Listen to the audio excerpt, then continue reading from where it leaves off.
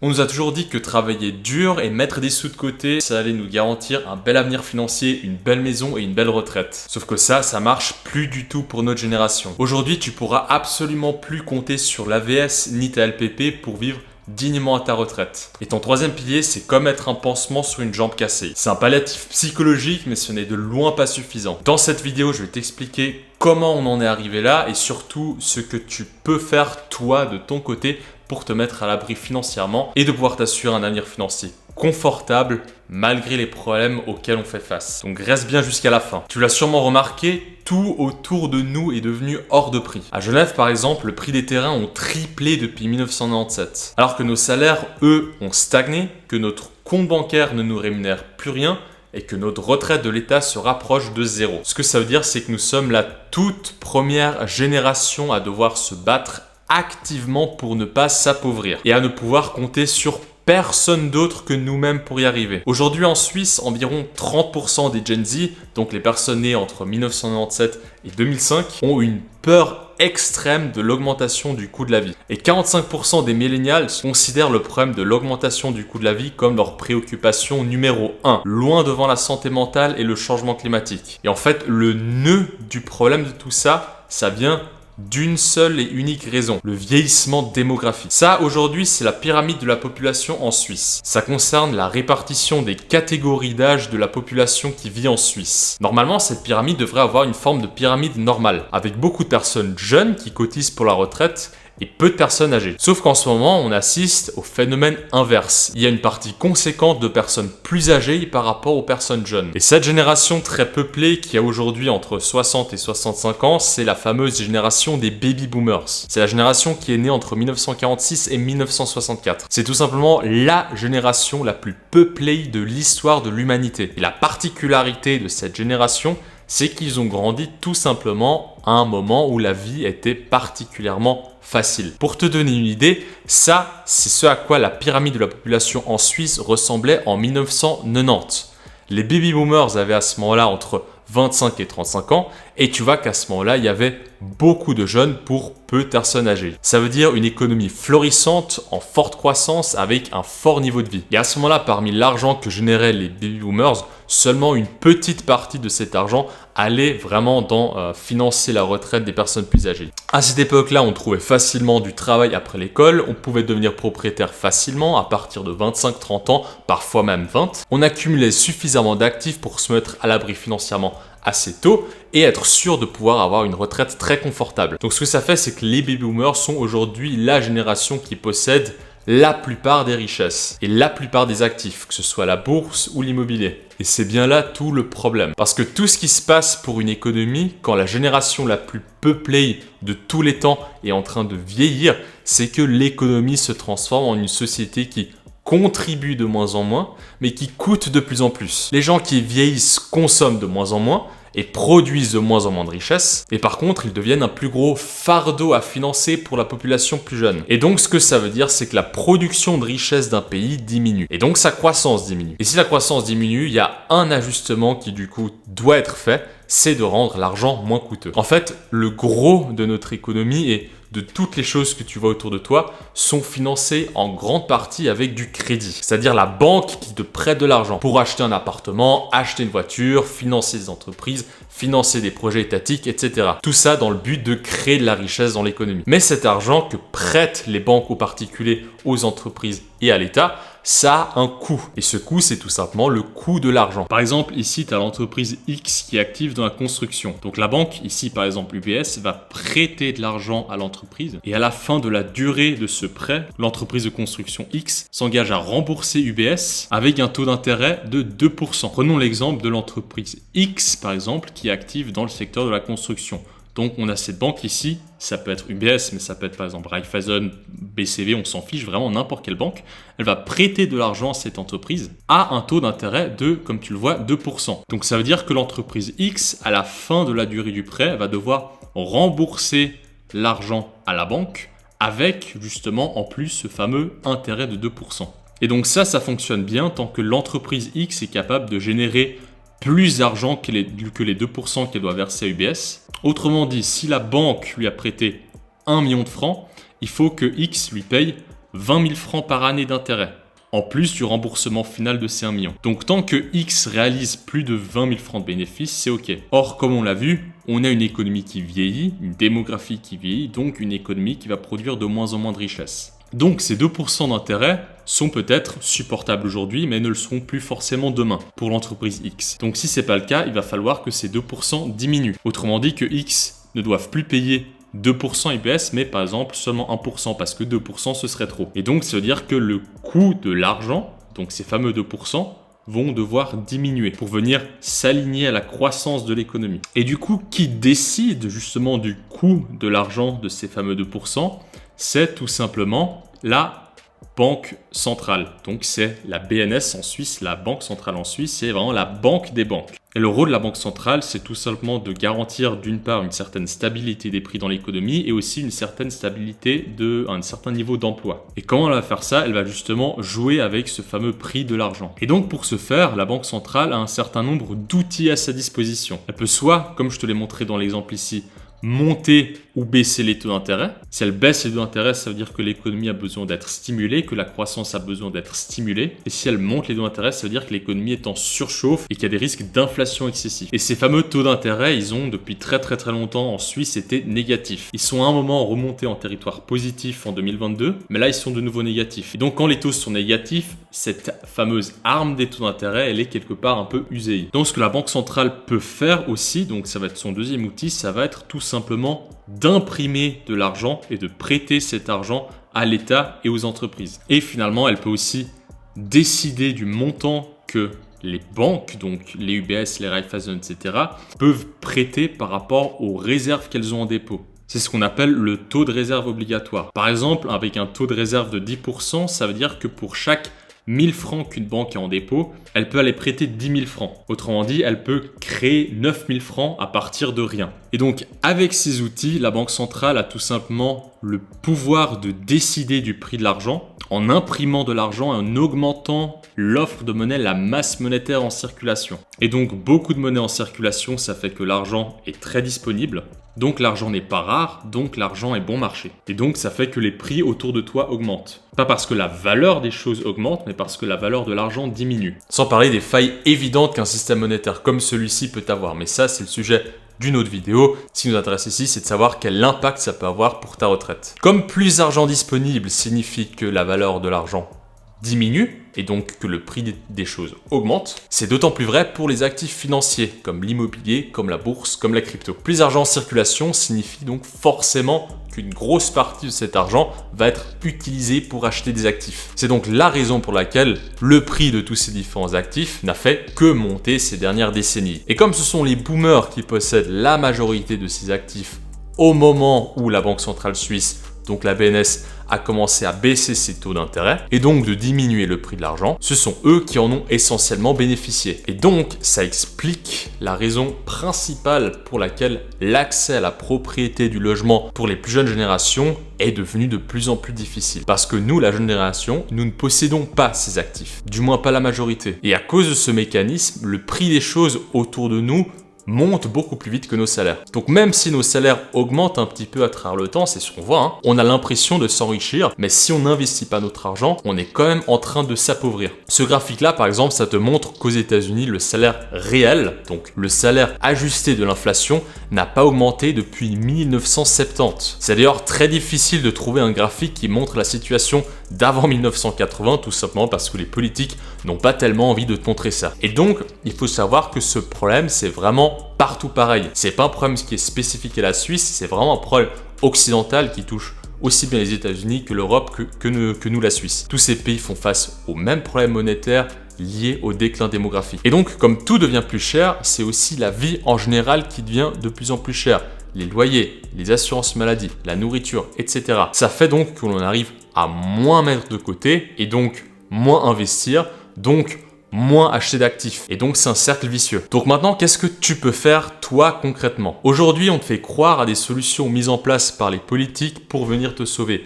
L'AVS, ta LPP, un troisième pilier. Je vais être clair, tout ça, ça ne te sauvera pas. Premièrement, l'AVS. Donc pour l'AVS, aujourd'hui, on sait grosso modo que le système il est cliniquement mort. C'est essentiellement une pyramide de Ponzi. C'est un système de retraite par répartition. Ce que ça veut dire, c'est qu'aujourd'hui, les personnes en activité comme toi et moi, on vient financer les retraites des personnes qui sont aujourd'hui à la retraite. Et quand ce sera à notre tour d'être à la retraite, ce sera les actifs à ce moment-là qui vont nous financer. Et justement, on l'a vu sur la pyramide de la population, notre génération, nous ne faisons pas assez d'enfants. Donc forcément, il y aura pas assez de gens pour payer notre retraite. Donc aujourd'hui, on te fait croire à une 13e rente AVS et que tout va bien se passer pour toi. Mais c'est tout simplement un mensonge pur et simple. Et ceux qui te font croire ça le savent très bien. Pour financer cette 13e rente AVS, l'argent doit forcément venir de quelque part. Donc soit on augmente les impôts, mais si un État fait ça très vite, il peut y avoir du monde dans les rues, des lobbies qui de toute façon vont essayer d'empêcher ça, d'autant plus avec une économie qui va ralentir. Et pour instaurer quelque chose comme ça passera de toute façon pas auprès du peuple. Donc ça, c'est pas tellement une option. Ou du moins, ce serait une option beaucoup plus compliquée et politiquement plus tricky que la deuxième. Donc la deuxième option, qu'est-ce que c'est? C'est qu'on doit tout simplement financer ça avec de l'inflation. On diminue la valeur de cet argent, on imprime plus d'argent et donc, encore une fois, on fait augmenter la valeur des actifs. Alors, quid du deuxième pilier de ta LPP? Est-ce que ça peut t'aider? Pour le deuxième pilier, même si le système est un peu mieux conçu que pour l'AVS, dans le sens où c'est pas toi qui vas venir cotiser à travers ta LPP pour les personnes aujourd'hui à la retraite, donc tu vas investir ton argent par le biais de ta caisse de pension. Même avec ce système, il y a plusieurs problèmes. Déjà, on sait que beaucoup de ces placements qui ont été faits par les caisses de pension ne sont tout simplement pas des bons placements. Les caisses de pension ont des quotas à respecter et se retrouvent par exemple obligés d'acheter pas mal d'obligations de la Confédération suisse, dont les taux ont très longtemps été négatifs et le sont de nouveau devenus. Ainsi, quand tu vas atteindre l'âge de la retraite, tu auras un certain montant d'argent sur ton deuxième pilier qui va correspondre à un capital. Maintenant, pour transformer ce capital en une rente que tu toucheras tous les mois jusqu'à la fin de tes jours, la caisse de pension va appliquer ce qu'on appelle un taux de conversion. Et ce taux de conversion, tu vois qu'il n'a fait que diminuer d'année en année. On était environ à 6,5% en 2015. Aujourd'hui, on est quasiment à 5%. Donc si on continue dans cette trajectoire, dans 30 ans, on sera à 2%. Et même si tu as peut-être vu passer que le taux de conversion légal était de 6,8%, premièrement, souviens-toi, règle numéro 1, l'argent doit toujours venir de quelque part. Et deuxièmement, ces 6,8% ne concernent que la partie obligatoire de ta caisse de pension. Autrement dit, en dessous d'un salaire déterminant qui est aujourd'hui seulement plafonné à 64 270 francs par année. Donc ça aussi, c'est une douille cachée. Maintenant, quid de ton troisième pilier? Tu as sûrement vu passer plusieurs publicités qui te parlaient du troisième pilier comme la solution miracle pour sauver ta retraite. Malheureusement, c'est pas aussi facile que ça. Oui, le troisième pilier, c'est très bien d'en avoir un. Je dirais même qu'aujourd'hui, c'est quasiment impératif. Oui, on a des avantages fiscaux qui aujourd'hui sont très intéressants. Mais premièrement, aujourd'hui, tu n'as à peu près que 7000 francs que tu peux cotiser par année sur ton troisième pilier. Et surtout, une grosse partie des troisième piliers que tu vois sur le marché aujourd'hui ne sont tout simplement pas intéressants. Et ils sont pas intéressants, entre autres, à cause des conflits d'intérêts que les conseillers financiers ont vis-à-vis de leurs clients. J'ai fait une vidéo à ce sujet, je t'invite à aller la regarder. Je te mettrai le lien à la fin de la vidéo. Donc faire un troisième pilier, oui c'est bien, c'est impératif d'en avoir un, c'est pas la solution miracle, ça va pas être suffisant et surtout il faut faire attention de pas en avoir un mauvais. Parce que frais de gestion plus conflit d'intérêt des conseillers, ça peut aussi te coûter énormément d'argent à long terme. Donc maintenant que tu sais que le système de retraite tel que tu le connais en Suisse ne suffira pas pour te garantir un avenir financier confortable, qu'est-ce que toi tu dois faire? En fait, la seule façon de t'enrichir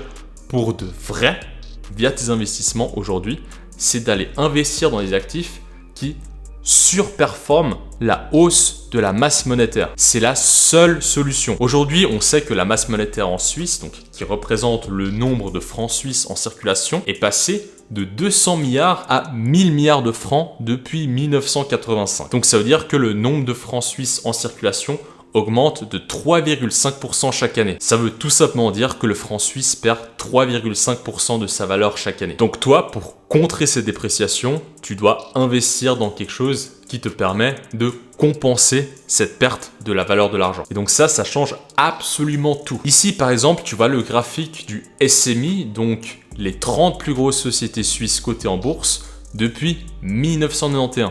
A priori, tu te dis que la performance a été plutôt correcte. Mais maintenant, si tu vas diviser cette performance par la hausse de la masse monétaire en francs suisses, là, c'est beaucoup moins joli. Et sa performance réelle, tout d'un coup, devient beaucoup moins attractive. Et le graphique est absolument sans appel. Si tu avais investi dans la bourse suisse il y a 20 ans, aujourd'hui, en réalité, tu te serais appauvri. Parce que de juste regarder le prix des actifs, c'est une illusion.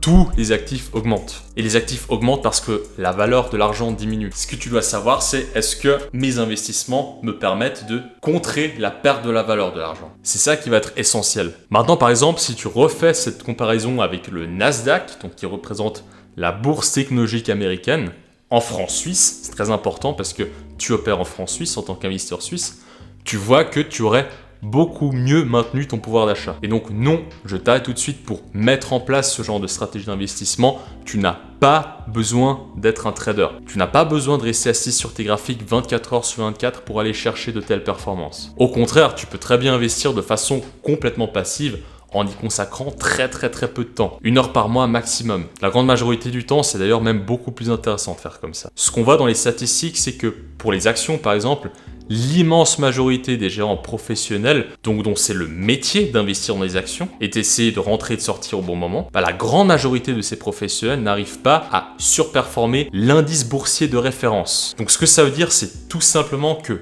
n'importe qui, depuis son salon, peut surperformer l'immense majorité des investisseurs en actions professionnels, en y consacrant une infime fraction du temps que les professionnels y attribuent. Et en plus, aujourd'hui, tu peux automatiser tout ça. Ça, par exemple, c'est mon portefeuille d'investissement depuis que j'ai commencé à investir en 2019. Et tu vois que mes performances annualisées sont autour de 20% par année. Ce qui veut dire que j'ai largement pu surperformer la hausse de la masse monétaire et m'enrichir pour de vrai avec mes investissements. Mais qui dit performance dit aussi volatilité. Et le portefeuille que j'ai est un portefeuille avec des placements extrêmement volatiles. Et je sais qu'il y aura aussi des gros moments de retournement de marché, comme il y en a toujours eu et il y en aura toujours. Mais simplement, moi, je suis prêt à accepter ces risques. Parce que j'ai suffisamment de temps d'investissement devant moi et parce que j'ai compris que dans ce monde, avec la valeur de l'argent qui s'effondre à toute vitesse, je savais que je devais mettre le paquet. Et aujourd'hui, je ne passe clairement pas plus d'1 heure par mois à exécuter mes investissements. Mais encore une fois, aujourd'hui, on te fait croire que l'investissement, c'est quelque chose de compliqué à apprendre. Tout simplement pour te décourager et que tu continues de donner de l'argent